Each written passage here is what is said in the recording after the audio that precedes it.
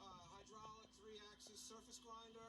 This is basically a 20 by 48 sized magnetic chuck on here. First thing is our chuck itself. Turn it on, and we're locked down. So just a couple of things about the grinder. You've got an over-the-wheel dresser that's actually manual. That's hydraulic in and out, but you feed it down. There is no automatic compensation. That has to be done by the operator himself. Over here is the chuck controller, which has plenty of cable that this can be mounted on the wall or somewhere beside the machine, or you can leave it like we have it on the floor. We're currently wired for 220 volts. Behind the grinder, we'll take some pictures to show you this later, is the coolant system.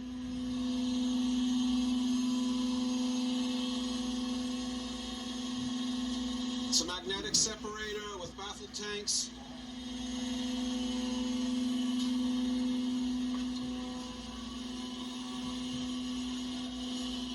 So this thing's all ready to start moving.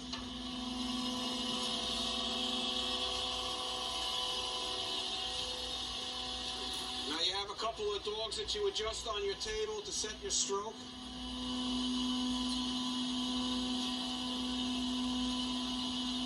And you see your column starts to move back.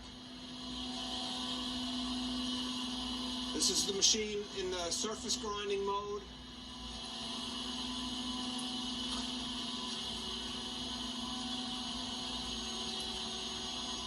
Mounted that travels is set over here with these two pointers. Very easy and convenient. You don't have to crawl underneath this back or the side of the machine. You do it right out front here. So you set that for whatever distance you want the column to travel, the wheel to travel over your workpiece.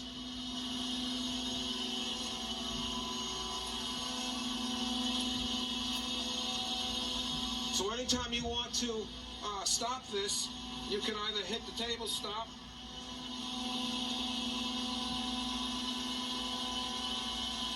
in which case it'll come to a stop all the way over here. And now to start it again, you press this button here. But you could also just shut the table off if you were trying to do something there. So anyway, you have this handheld unit here that you can take off the grinder, and now you have a down feed with a rapid and a very fine movement. Now you have a readout on the top as well as right here. I can reset that to 0. So you see here, that's one pulse. That's 50 millions. So it's very fine. And did you get that? We're only changing the last column from 0 to 5 each time. And of course you have your rapid. Now there's also a switch here that you can use right at the grinder itself. But this is pretty handy for coming in here and getting set up. You got to make sure you get it in there just right. Okay. They make it pretty easy to program. Let's just say I used my little hand pulse generator there and came down on top of my workpiece, and it says that I need to remove 10 thousandths. So I want to put this in a setting here for stock removal, which is another way of saying this is what I want to put in there. So I put in 10 thousandths. It goes in here and it goes in the scale up above. So to make a quick grinding program here, we're going to take this out of traverse and put it into plunge, number 1. And then you have this little set of parameters or whatever they want you to put in here, values. You've got a down feed amount, which is what you want your stock remove increment to be each time. up to a point where you change over from a coarse feed to a fine feed. So you've got a coarse feed, you've got a changeover point, and you've got a fine feed. So you might feed down at 2/10 all the way to a couple of tenths away from size, and then switch to a lesser increment. And then the last button here, switch here, is for your spark out. So once you have all this information put in, and you get your table going again,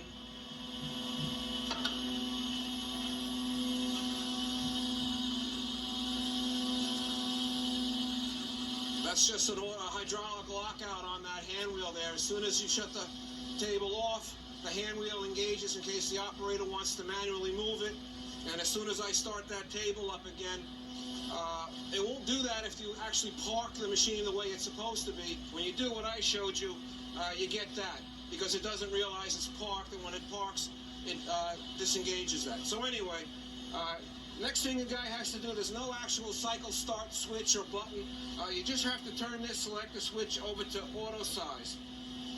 And each time now I'm going to take off 1/1000 on this side of the part, because that's what I put in there. Now I could set it on the other position there, which would feed it on both sides, and that would go pretty quick. So this is what they call the plunge grinding or the slot grinding. Now when I get to, I'm at 1/1000 away from final size now. Now I'm at 5/10. Now I'm going to feed 1/10 each time. I don't know if you can see these numbers on a video, because maybe you just can't see them. But now it's at 0, and it's going to do however many passes I put in here as a spark out. It's no longer coming down, it's just sparking out, and that was the end of that. Now it's going to go over here and park.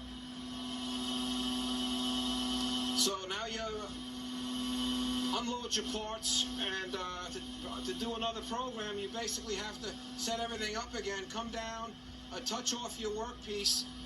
This time we go back to the stock removal page, and let's say I want to take off only 5 thousandths and a half. All right, we don't want to be here all day. I'm going to put this on surface grinding or traverse grinding and start this up again. And that's going to bring the column back into it as soon as I went to that traverse mode. And now as soon as I flip this control switch from stock removal to auto, we're going to start to feed at the reversal of the column. So you just fed down 5/10.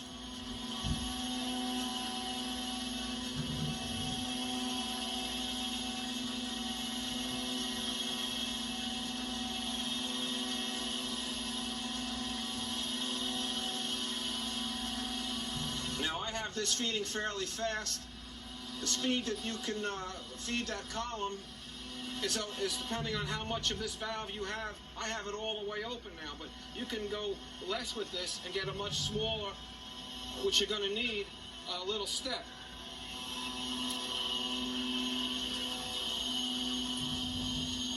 So this is going to take a little bit of time because it's just slower. Now we've got 3/10 left on the part, but it's a nice grinder.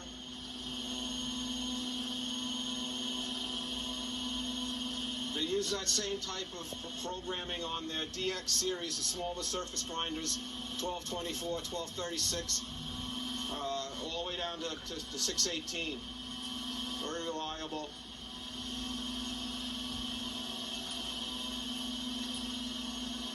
And that's it. It's just going to work its way down to 0, and it's going to do a number of spark out passes, empty spark out passes back and forth, and then the table is going to go park just like it did on the plunge grinding cycle.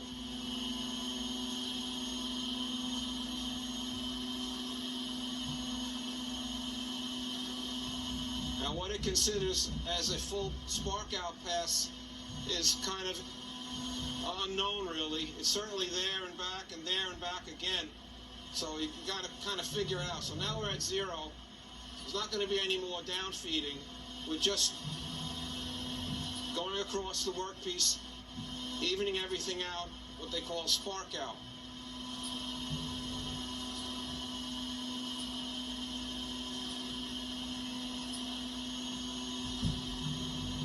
it set to just 2, you can set it all the way up to 5. Well, it's quite a bit.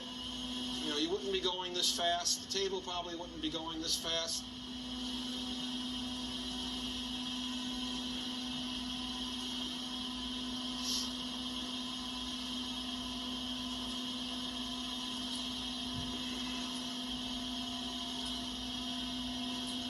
You have a little patch of steel mounted on the front of the wheel guard there.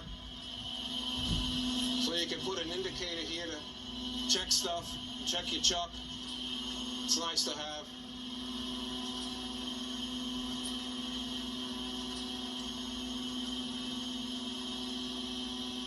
So there you go.